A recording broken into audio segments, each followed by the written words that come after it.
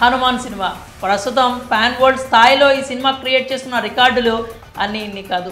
చిన్న సినిమా అంటూ చాలామంది కామెంట్స్ చేశారు. కానీ ఆ చిన్న సినిమా క్రియేట్ చేస్తున్న రికార్డులు చూసి పెద్ద సినిమాలు కూడా వణికిపోతున్నాయి. రిలీజ్ అయిన 19 రోజుల తర్వాత కూడా బాక్స్ ఆఫీస్ వద్ద కాసుల వర్షం కురిపిస్తూనే ఉంది. విదేశాల్లో అయితే బడా హీరోల రికార్డులను కూడా బద్దలు కొడుతోంది.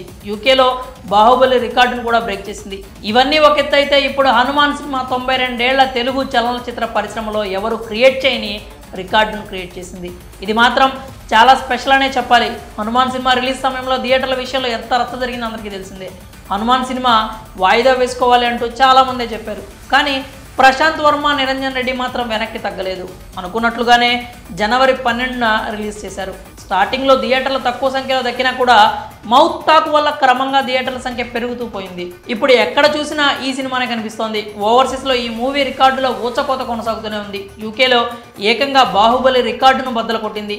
3,12,000 పౌండ్ల కలెక్షన్స్ రాబట్టి బాహుబలి సినిమా కలెక్షన్స్ను దాటేసింది. అలాగే స్టార్ హీరోల 5 చిత్రాలను వెనక్కి నెట్టి హనుమాన్ చిత్రం ఈ ప్లేస్కి చేరుకుంది. ఇక ఇండియాలో కూడా హనుమాన్ కలెక్షన్స్ సునామీ కొనసాగుతూనే ఉంది. ఇప్పటికే 275 కోట్ల గ్రాస్ కలెక్ట్ చేసి ఔరా అనిపించింది.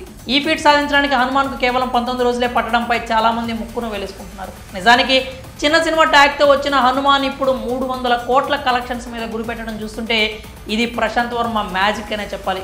కథలో విషయం ఉంటే, కంటెంట్ మీద పట్టు ఉంటే, విజువల్స్తో వండర్స్ క్రియేట్ చేయగలిగితే అభిమానులు నీరాజనాలు పడతారని ప్రశాంత్ వర్మ చేసి చూపించాడు. ఇప్పుడు ప్రశాంత్ వర్మ టాలీవుడ్లో క్రియేట్ చేసిన రికార్డు చాలా స్పెషల్ అని చెప్పాలి.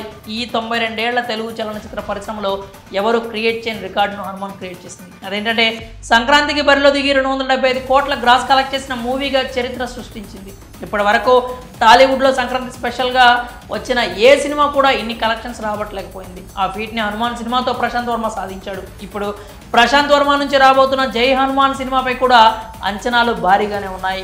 జై హనుమాన్కి మించి ఉంటుందని ఇప్పటికే క్లారిటీ ఇచ్చారు. హనుమంతుడిగా, రాముడిగా స్టార్ హీరోలు కనిపిస్తారని చెప్పారు. రాముడిగా మహేష్ బాబును చూపించాలని తనకి ఉందని ప్రశాంత్ వర్మ చెప్పాడు. హనుమంతుడిగా చిరంజీవి గారు చేసే అవకాశాలు కూడా ఉన్నాయంటూ ప్రశాంత్ వర్మ హింట్ ఇచ్చాడు. ఇంకా అదిరా వంటి సూపర్ హీరోల చిత్రాలతో కూడా ప్రశాంత్ వర్మ అలరించనున్నాడు.